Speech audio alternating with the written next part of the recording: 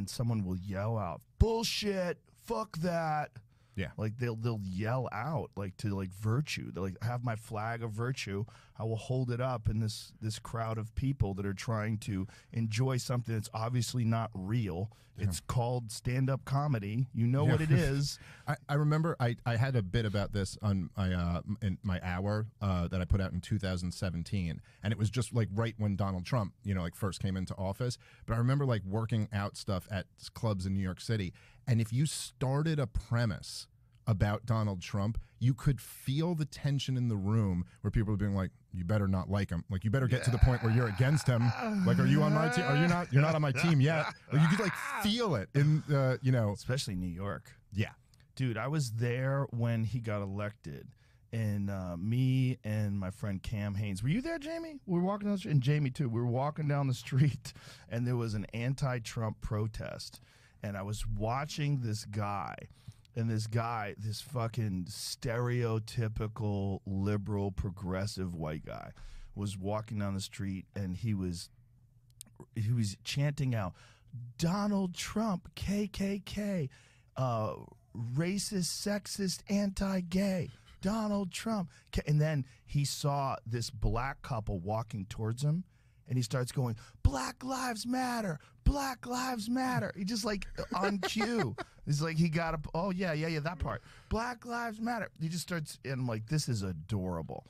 These people are adorable. It is really, it's something Donald Trump, he broke a lot of brains. Yeah. I don't know. It's a really weird impact that he had on people, where he just got them so angry that they could no longer think straight. I remember I was living in the Upper West Side of Manhattan at the time, when he first got elected, and I remember seeing like some of those like protests. I remember seeing, I remember a couple with like their little girl, like maybe she was like 12 or something like that, and she was holding up a "worst president ever" sign, and you're like, okay, first off, he's had the job for 2 months.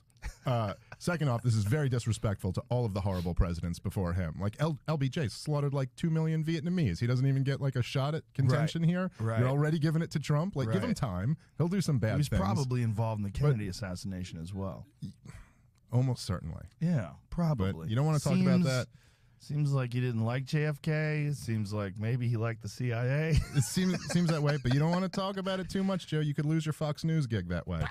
You know what I love about LBJ? He used to take a shit with the reporters, like standing there with the stall open.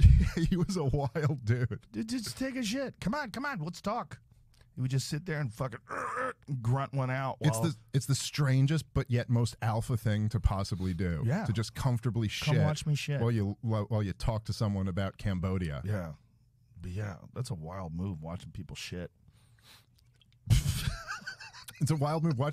It's more wild to just have the confidence to just shit in front of people. He's like, I'm the fucking president. Yeah, he was just, I guess. Yeah, he was a bad guy. Been elected. Would have never been elected. Never. Well, you can't say never, because if Biden was running against him, he probably would have been elected. Yeah, Jesus. Well, Biden was only 50 at the time. The fact that he's running again is so wild. When you watch him talk, the fact that there's no leadership that can find a solution to this, because there really is no solution. I mean, we've bantered about it, you and I, and a lot of other people have as well. Like, what are they going to do? Like, what is the, other than Biden dying, like very soon, and then someone stepping up in a big way that makes sense. Which is not beyond the realm of possibility. He's older than the average life expectancy, I believe, already. Not saying he will die, but that is possible.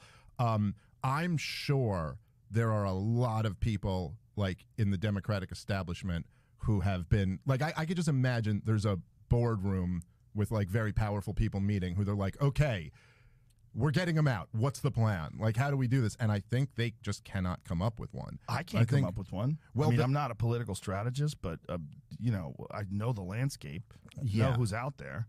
He's perhaps brilliantly insulated himself by making Kamala Harris his vice president. It's not a bad move. Because they're like, well, we can't have her. It's like with Dan Quayle, with Bush. What do you want? Yeah, you think Bush is dumb? Look at this fucking guy. Yeah, it's amazing.